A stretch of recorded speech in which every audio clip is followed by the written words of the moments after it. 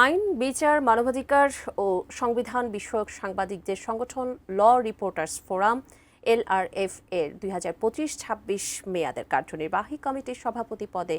নির্বাচিত হয়েছেন এনটিভির বিশেষ প্রতিনিধি হাসান জাবেদ ও সাধারণ সম্পাদক পদে নিউ এজের সিনিয়র রিপোর্টার মনিরুজ্জামান মিশন। শুক্রবার সুপ্রিম কোর্ট আইনজীবী সমিতির দক্ষিণ হলে বার্ষিক সাধারণ সভা শেষে ফোরামের প্রধান নির্বাচন কমিশনার সিনিয়র সাংবাদিক স্বপন দাস গুপ্ত এই ফলাফল ঘোষণা করেন। নতুন কমিটিতে সহসভাপতি পদে নির্বাচিত হয়েছেন বাংলা ভিশনের আহমেদ সারোয়ার হোসেন ভূঁইয়া, যুগ্ম সম্পাদক বাংলাদেশ প্রতিদিনের আরাফাত মুন্না, অর্থ সম্পাদক চ্যানেল 24 এর মঞ্জুর হোসাইন, সাংগঠনিক সম্পাদক আজকের পত্রিকার SM নূর মোহাম্মদ, প্রচার ও প্রকাশনা সম্পাদক ATN নিউজের জাভেদ আখতার এবং প্রশিক্ষণ ও কল্যাণ সম্পাদক পদে নির্বাচিত হয়েছেন BBC বাংলার জান্নাতুল ফেরদাউস তানভি।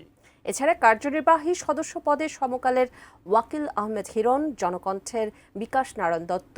বাসসের হাবিবুর রহমান এবং জাগো নিউজের ফজলুল হক মৃধা নির্বাচিত হয়েছেন নতুন এই কমিটিতে।